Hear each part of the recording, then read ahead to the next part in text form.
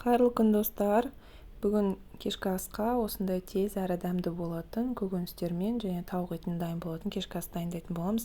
Ең алдымен барлығын осылай кесіп әдемілеп дайындап алған соң дәміне қарай тұзын, қара бұрышын және сұйық майды құйып, тағы да кептірілген бір қасық приправадан, содан кейін менде морозилькте сақталған тәтті бұрыш болған, арнайы кесіп дайындап қойғам, содан да аздап қосып жібердім, дәмін түсін өзгерту үшін.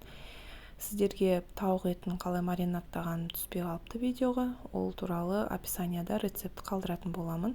Мінекей барлығын осылай дайындап алғаннан кейін осылай фольгамызды төсеп, осының үстіне барлығын әдемілеп жайып біркелкі қылып, содан соң өзіміздің дайын болған маринадталған тауықтың етін осылай үстіне қойып шығамыз барлығын.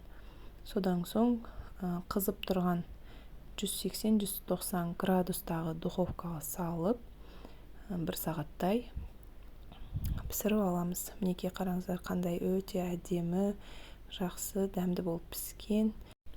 Менімен болғандарыңызға рахмет. Рецептім ұнаса, каналыма тіркеліп, лайк, комментарий қалдырып кетіңіздер. Келесі кездескенше сау болыңыздар.